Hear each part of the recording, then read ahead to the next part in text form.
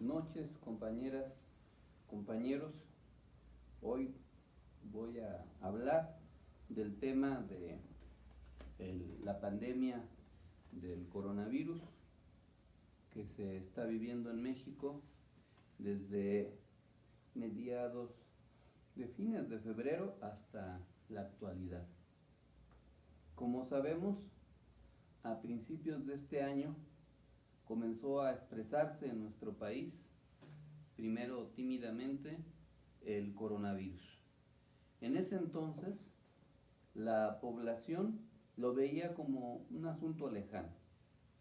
En los medios de comunicación y en las redes sociales se hablaba de los contagios y las muertes en China o en otros países distantes.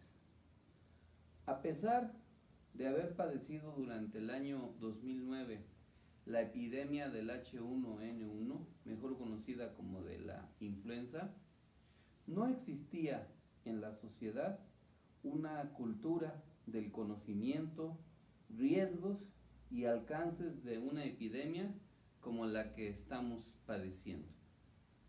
Los gobernantes federales del sector salud, los gobernantes federales más informados, trataron de alertar dentro y fuera del gobierno del fenómeno epidemiológico que se avecinaba y de los estragos que pudiera provocar.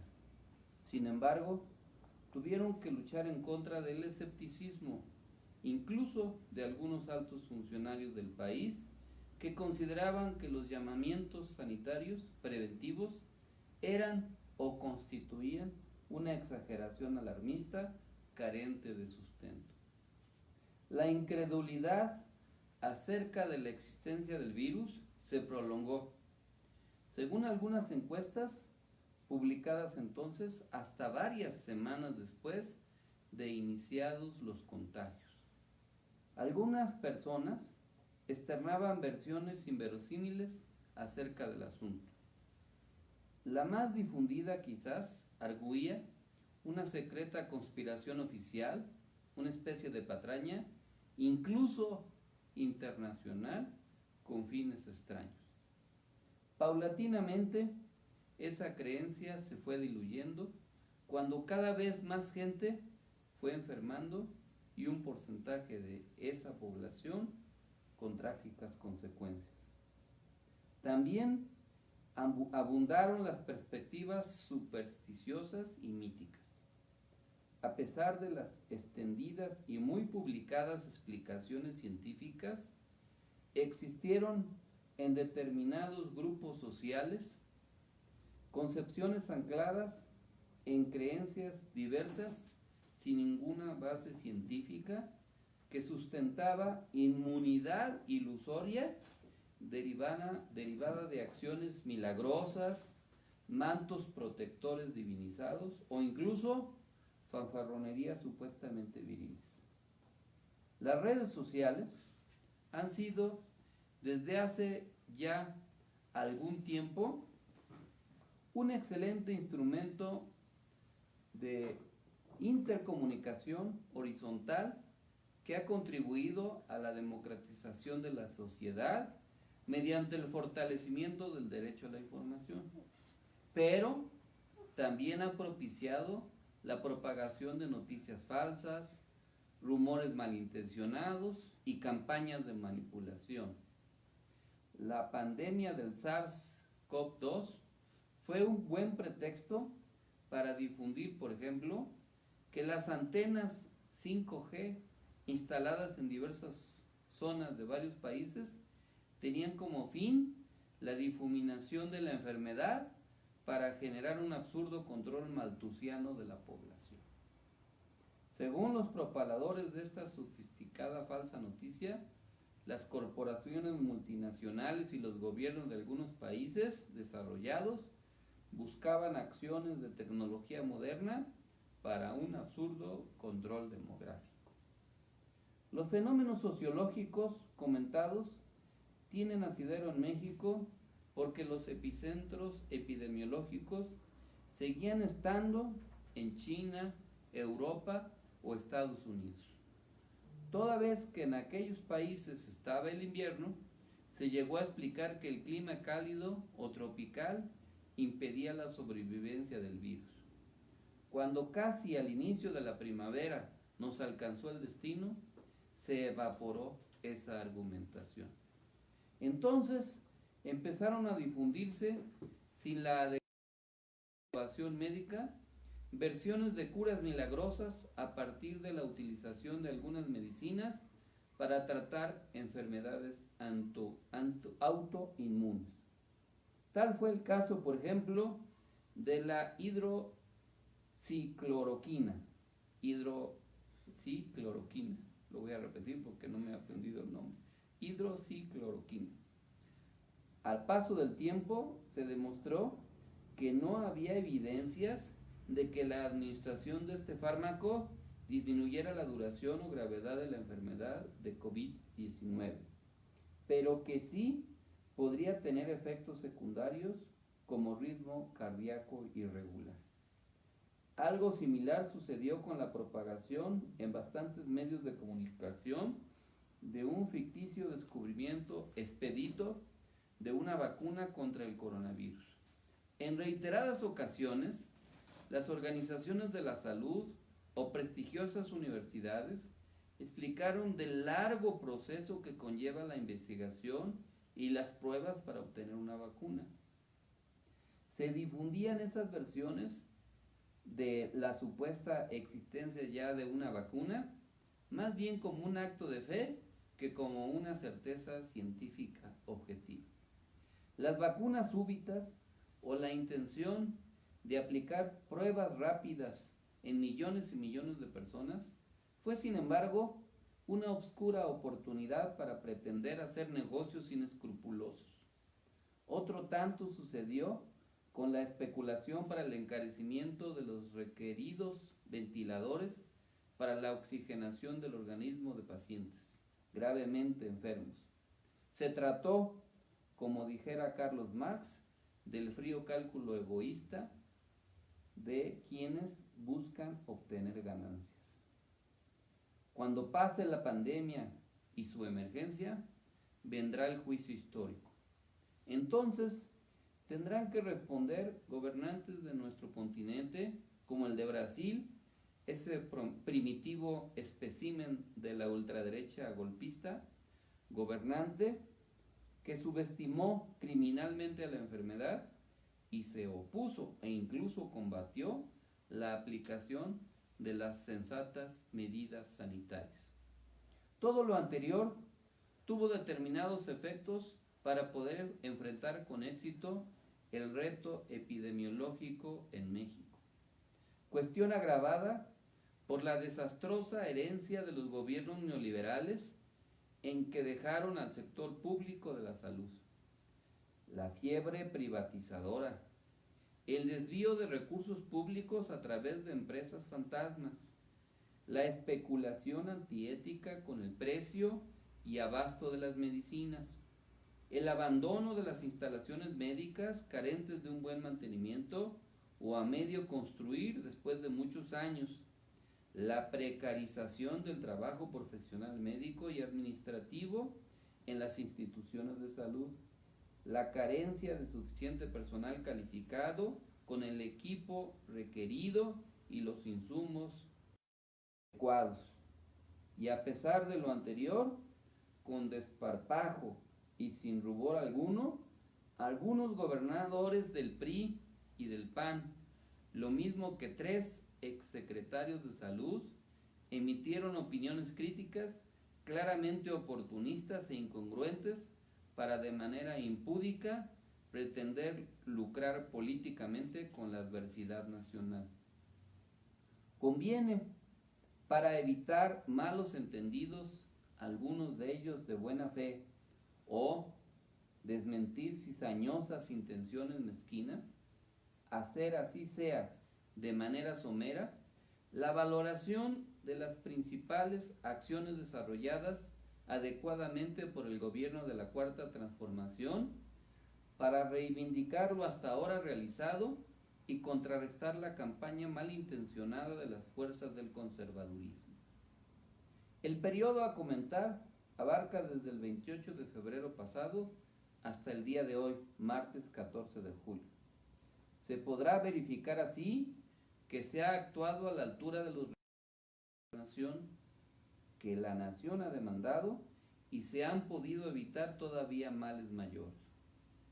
Como no había existido antes, se ha propiciado una política cotidiana de comunicación a través de las conferencias vespertinas del doctor Gatell y un conjunto diverso y amplio de funcionarios.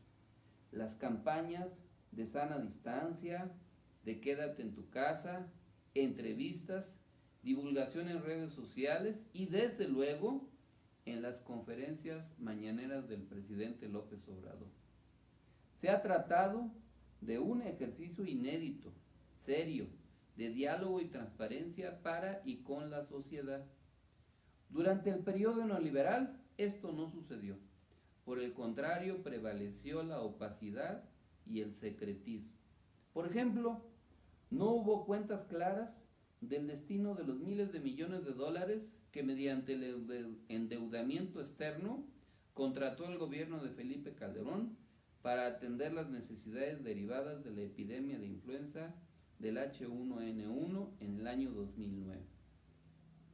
Estremecedor ha sido el espectáculo visto en diversos países del mundo, que por respeto no mencionamos, en donde ha existido un desbordamiento de la capacidad hospitalaria instalada, cadáveres insepultos abandonados en la vía pública, bolsas con los restos de los fallecidos apiladas esperando la tardada cremación, cuerpos sin vida arrojados en las orillas de las playas, muertos desconocidos alojados en fosas comunes, desahuciados enfermos rechazados en hospitales por la saturación de las camas disponibles y un largo y trágico etcétera. Esa tragedia no ha sido ni es lo prevaleciente en nuestra patria. El gobierno de la Cuarta Transformación dispuso de los recursos suficientes y las acciones para adecuar instalaciones médicas, contratar personal, conseguir insumos y equipos que pudieran ponerse a funcionar a través de convenios con otras naciones, como fue el caso de China y Estados Unidos, gracias al excelente desempeño de nuestra Cancillería, encabezada por Marcelo Ebrard, cuando él también tuvo que ver con el acuerdo que se firmó con los servicios médicos hospitalarios de carácter privado para atender la emergencia. Las fuerzas conservadoras de la derecha golpista han criticado al ejército y su participación durante el actual gobierno en la búsqueda de la pacificación del país. Sin embargo, deliberadamente olvidan mencionar que nuestras Fuerzas Armadas, el Ejército y la Marina, contribuyeron y lo siguen haciendo, poniendo a disposición de la población civil hospitales militares, e incluso ahora están ayudando en la confección de prendas de vestir para la protección de profesionales de la salud, médicos, doctoras y enfermeras y enfermeros. Durante toda esta aciaga etapa de nuestra nación, la Ciudad de México ha sido el epicentro epidemiológico. Esto es así por ser la metrópoli más grande, punto de contacto y movilidad nacional e internacional. El gobierno capitalino encabezado por Claudia Sheinbaum, sin estridencias ni afanes protagónicos, ni mucho menos desplantes autoritarios, ha actuado con responsabilidad, sensibilidad humana y eficiencia ante la contingencia sanitaria. Por otra parte, la inmensa mayoría de los gobernantes estatales, provenientes de diversas fuerzas partidarias, ha buscado la colaboración y el entendimiento con el gobierno federal para atender juntos e institucionalmente las necesidades de la emergencia. Pero desafortunadamente no han sido todos los gobernadores. Algunos pocos gobernantes estatales han mostrado su precario nivel político. Dictaron amenazantes restricciones autoritarias principalmente contra la parte de la población con mayores necesidades económicas. Promovieron desde una torcida supuesta reclamación federalista escenarios separatistas. Asumieron un lenguaje provocador e irrespetuoso contra algunos funcionarios federales. Oportunista e insanamente han aprovechado para endeudar más a sus ya muy hipotecadas entidades.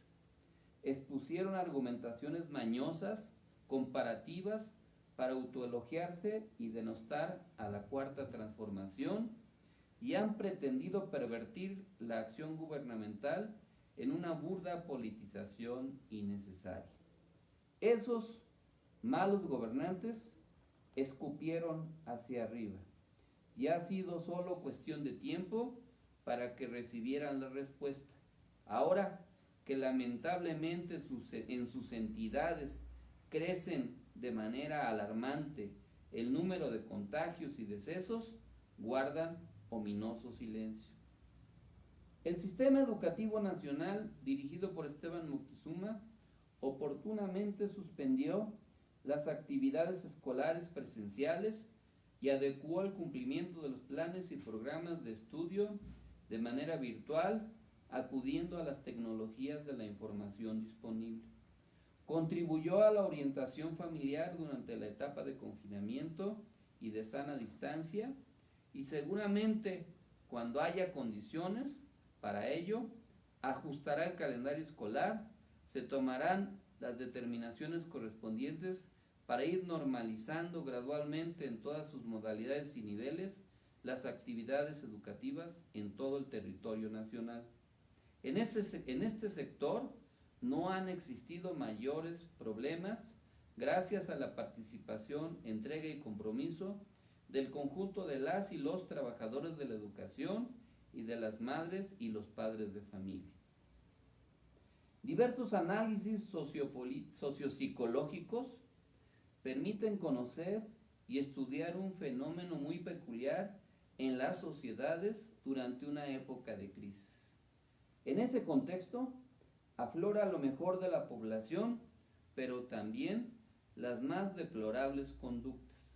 En este periodo hemos podido constatar las enormes colaboraciones solidarias, el espíritu generoso, la actitud de participación, la responsable autodisciplina del resguardo, la creatividad, el ingenio para adaptarse y la gran capacidad de resistencia de la gente, que no en pocas ocasiones acude al humor y a la ironía para preservar su salud mental.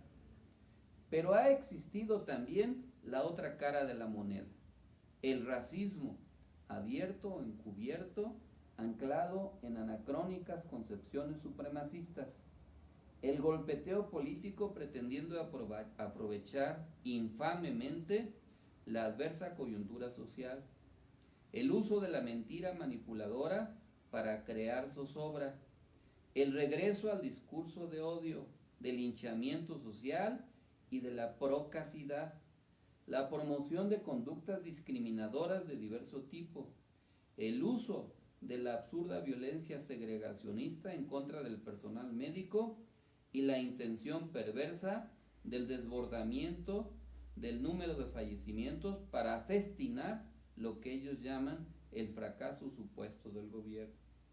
Por fortuna, estas últimas conductas mencionadas son y han sido ampliamente minoritarias, pero han sido utilizadas para pretender desgastar a la figura presidencial y más recientemente para orquestar una infamante campaña de desprestigio en contra del doctor Hugo López-Gatell, subsecretario de Salud.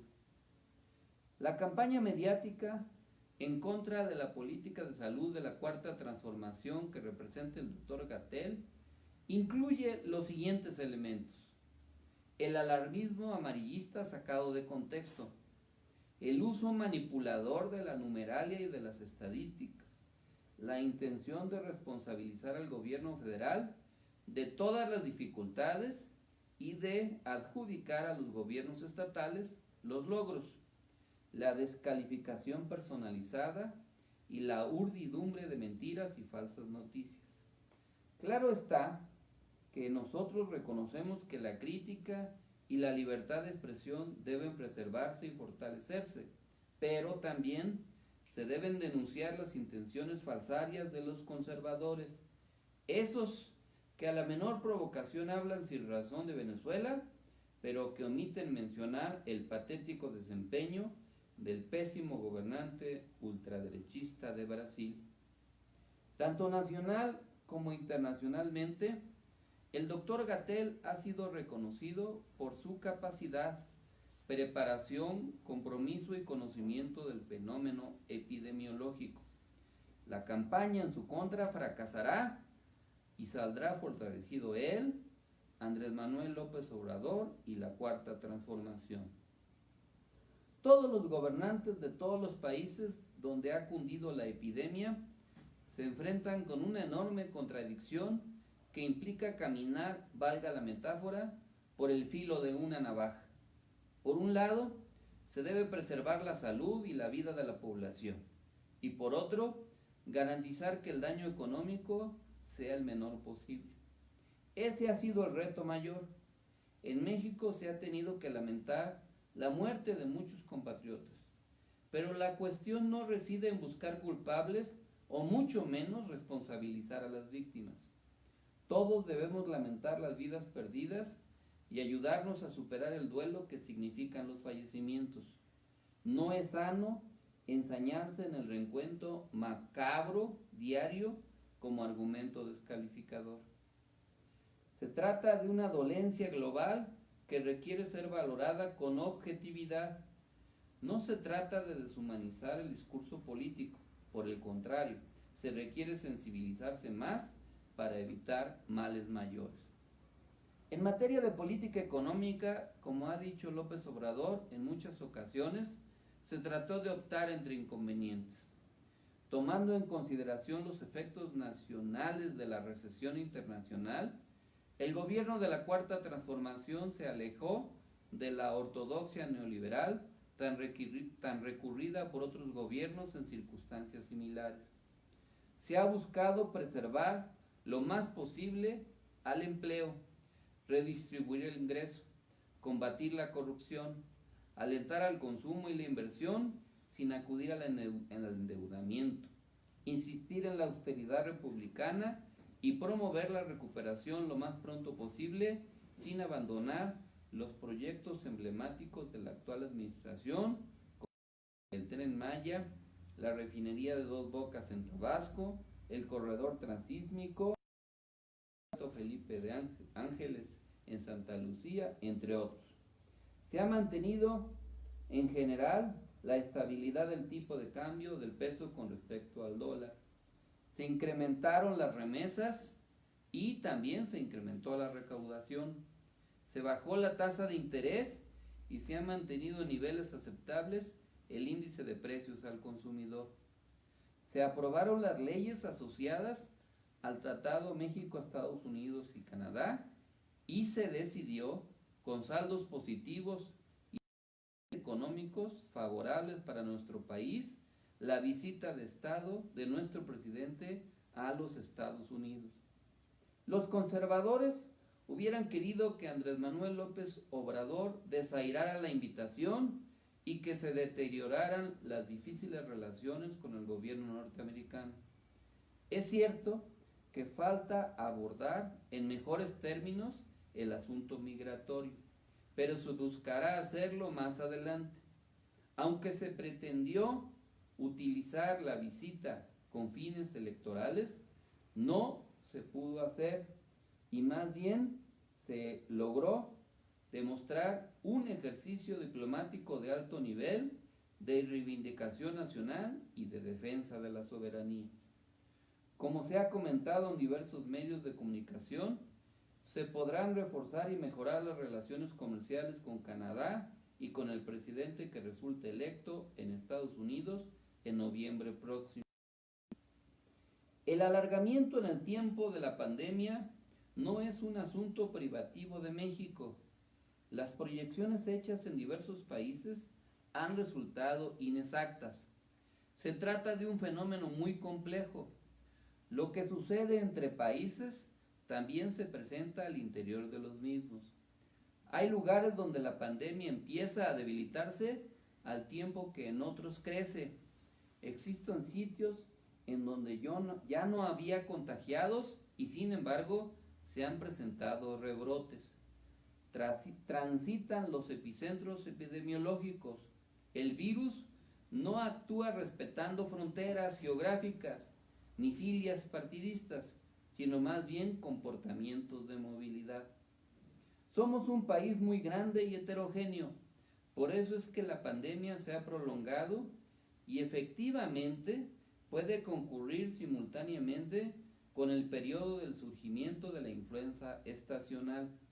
Ante esa eventualidad, más que preocuparse, hay que ocuparse para preservar lo más posible la salud.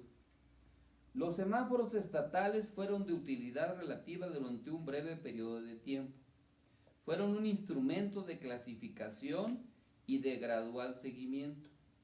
Habrá que darle ahora a la población otra manera de mantenerse informada. La forma de presentar los datos no es un objetivo en sí mismo. claro está que Siempre habrá perspectivas para valorar cualquier asunto. Por ejemplo, se puede tener como referencia el número histórico acumulado de personas contagiadas, o bien acotarlo a quienes siguen siendo portadores activos del virus. O se puede poner énfasis en el número de fallecimientos, únicamente en eso, o relacionarlo con el número de pacientes aliviados. En estos casos, lo mejor es una visión lo más ponderada posible. Lo mismo puede decirse de la estadística de país a país. Pueden compararse los datos sin tomar en cuenta el número de habitantes, o bien pueden promediarse por cada millón de habitantes.